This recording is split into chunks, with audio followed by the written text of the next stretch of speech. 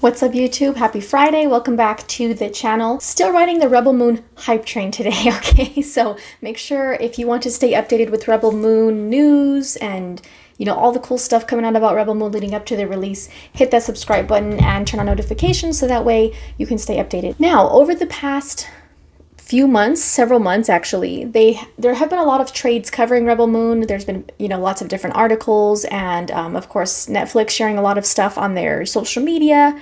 They did a really cool featurette at the To-Doom event during the summer, and then of course just recently we got the first official trailer at Gamescom, and I really like that they released a trailer for parts 1 and 2 and not just the first movie. So we're getting an idea of the overall universe and kind of not knowing exactly what we saw in the trailer from parts 1 versus part 2. I think that was a really cool way to market the universe as a whole, especially because it is an original IP and it seems like they really want people to get a good idea and have a good backstory of what this universe is before it actually is released. We also found out during the trailer release that Part 2 will be released April 19th, 2024, so just a few months after Part 1, which comes out December 22nd.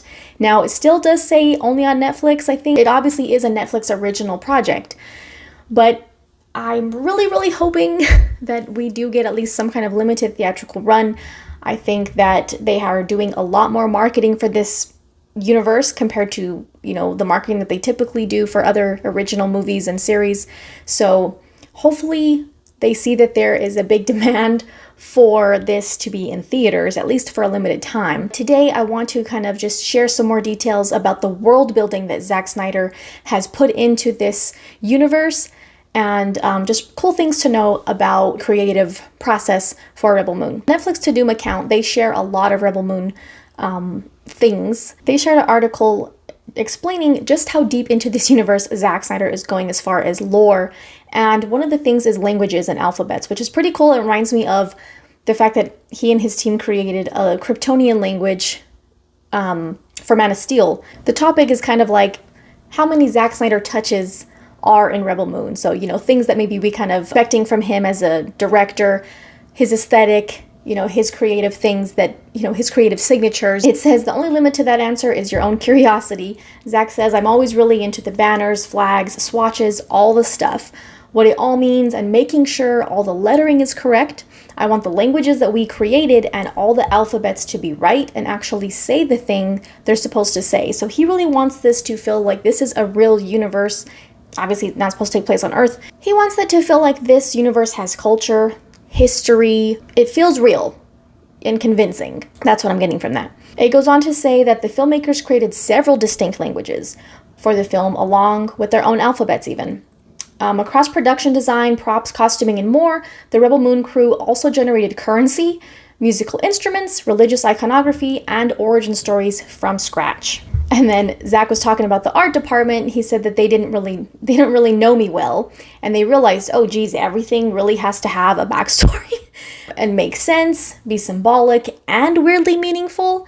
And I was like, well, it'd be cool. So again, he really wants this to have a rich, deep history and lore, and it's, he's not pulling this from anything. This is not coming from something that already has canon or, source material. Zack Snyder is the source material, basically. It's what he is creating, what he has created, and what he has continued to add to this universe over the years.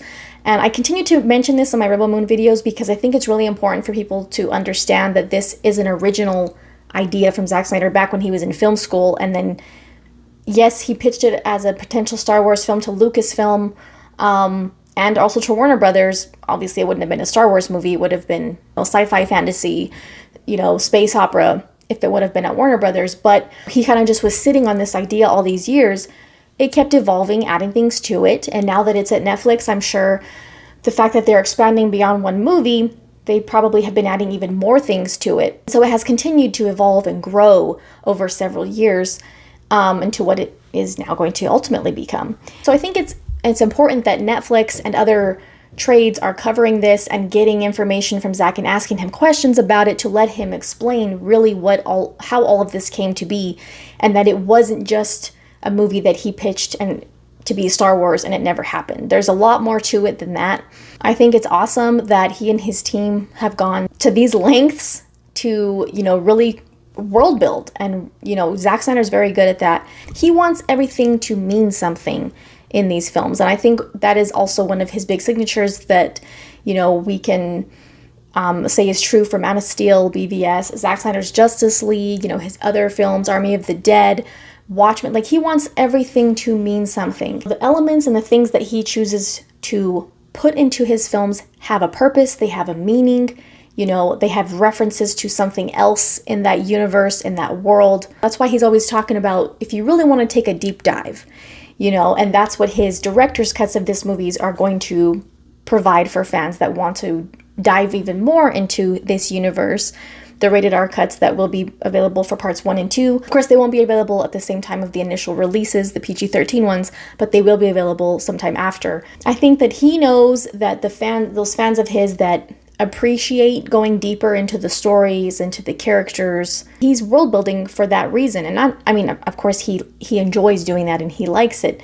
But I think it's also because he knows that there's fans out there that appreciate that. And they don't just want a bland, surface level story, contrary to what a lot of people think, or what a lot of critics think, and contrary to what Warner Brothers always thought when they were working with him, is that, we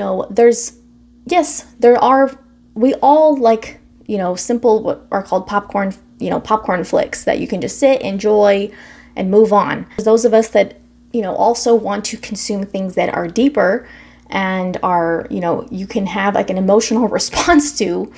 And I know some people think, oh, they're just movies. Yeah, but when it's created this way, it's art. It's not just, I'm just going to watch a movie and forget about it. It's like there's an emotional connection, things that people can relate to. It's creativity. It inspires creativity in others, and not just, oh, it's just another boring, basic movie that I'm going to forget about next week. You know what I mean? And so I think I appreciate that he takes things to this level.